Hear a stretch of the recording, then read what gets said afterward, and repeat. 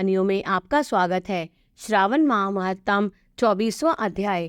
श्री कृष्ण जन्माष्टमी व्रत के महत्तम में राजा मित्रजित का आख्यान। ईश्वर बोले, हे ब्रह्मपुत्र, पूर्व कल्प में दैत्यों के भार से अत्यंत पीड़ित हुई पृथ्वी बहुत व्याकुल तथा दीन होकर ब्रह्मा जी की शरण में गई। उसके मुख से वृतांत सुनकर ब्रह्मा जी ने देवताओं के साथ क्षीर सागर में विष्णु के पास जाकर स्तुतियों के द्वारा उनको प्रसन्न किया। तब नारायण श्री हरि सभी दिशाओं में प्रकट हुए और ब्रह्मा जी के मुख से संपूर्ण वृतांत सुनकर बोले, हे देवताओं, आप लोग डरे मत। मैं वसुदेव के द्वारा देवकी के गर्भ से अवतार लूंगा और पृथ्वी का संताप कर दूंगा और दूर करूंगा। सभी देवताओं लोग यादवों का रूप धारण करें। ऐसा कहकर भगवान अंतर्ध्यान हो गए।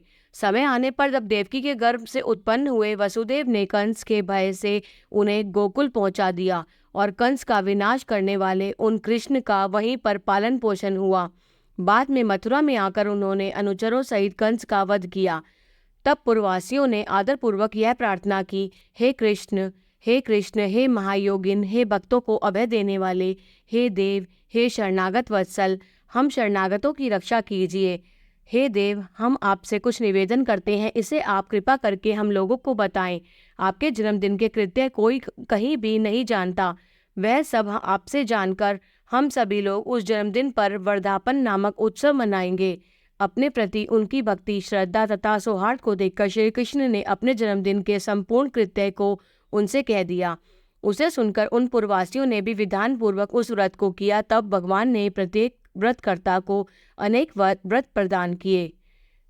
इस प्रसंग में एक प्राचीन इतिहास भी कहा जाता है। अंग देश में उत्पन्न एक मित्रजित नामक राजा था। उसका पुत्र महासेन सत्यवादी था तथा सन्मार्ग पर चलने वाला था। सब कुछ जानने वाला वह राजा अपनी प्रजा को आनंदित करता हुआ उनका विधिवत पालन करता था। इस प्रकार रहते हुए उस राजा का अकस्मात देवयोग से पाखंडियों के साथ बहुत काल पर्यंत साहचर्य हो गया और उनके संसर्ग से वह राजा अधर्मपरायण हो गया। वह राजा वेद शास्त्र तथा पुराणों की बहुत निंदा करने लगा और वर्णाश्रम के धर्म के प्रति अत्यधिक द्वेष भाव से युक्त हो गया। हे मुनि श्रेष्ठ, बहुत दिन व्यतीत होने के बाद काल की प्रेरणा से वह राजा मृत्यु को प्राप्त हुआ और यमदूतों के अधीन हो गया। यमदूतों के द्वारा पाश में बांधकर पीटते हुए यमराज के पास ले जाते हुए वह बहुत पीड़ित हुआ। दुष्टों की संगति के कारण उसे नरक में गिरा दिया गया और वहां बहुत समय तक उसने यातनाएं प्राप्त की। यातनाओं को भोगकर उस अपने पाप के शेष भाग से वह पिशाच योनि को प्राप्त हुआ। भूख व प्यास से व्याकुल वह भ्रमण करता हुआ मारवाड़ देश में आकर किसी वैश्य के शरीर में प्रवेश करके रहने लगा। वह उसी के साथ पुण्यदायिनी मथुरापुरी चला गया।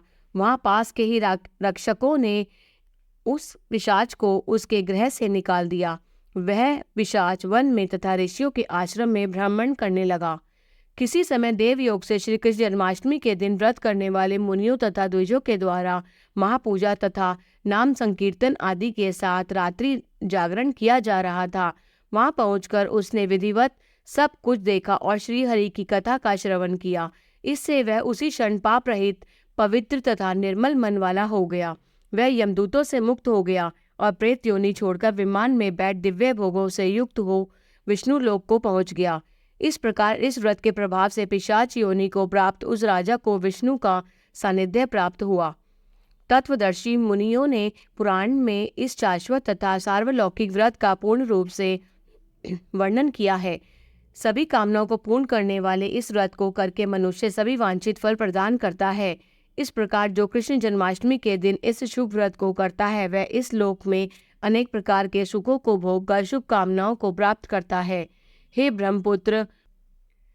ब्रह्मपुत्र, वहां बैकुंठ में 1,00,000 वर्ष तक देव विमान में आसीन होकर नानाविध सुखों का उपभोग करके अवशिष्ट पुण्य के कारण इस लोक में आकर सभी ऐश्वर्यों से समृद्ध तथा सभी अशुभों से रहित होकर महाराजाओं के कुल में उत्पन्न होता है। वह कामदेव के समान स्वरूप वाला होता है। जिस स्थान पर श्री कृष्ण जन्मोत्सव की उत्सव विधि लिखी हो अथवा सभी सौंदर्य से युक्त श्री कृष्ण जन्म सामग्री किसी दूसरे को अर्पित की गई हो अथवा उत्सव पूर्वक अनुष्ठित व्रतों से विश्व श्रेष्ठा श्री कृष्ण की पूजा की जाती हो, वहाँ शत्रु का भय कभी नहीं होता। उस स्थान पर मेघ व्यक्ति की इच्छा करने का मात्र से वृष्टि करता है और प्राकृतिक आपदाओं से भी कोई भय नहीं होता। जिस घर में कोई देव की पुत्र श्री कृष्ण के चरित्र की पूजा करता है वह घर सब प्रकार से समृद्ध रहता है और वहाँ भूत प्रेत आदि बाधाओं का भय नहीं होता है। जो मनुष्य किसी के साथ में भी शांत होकर इस व्रतोत्सव का दर्शन कर लेता है वह भी पापों से मुक्त होकर श्री हरि के धाम को जाता है। इस प्रकार श्री स्कंद पुराण के अंतर्गत ईश्वर सनत कुमार संवाद में श्रावण मास महात्म में जन्माष्टमी व्रत कथन नामक 24वां अध्याय पूर्ण हुआ। जय श्री श्याम।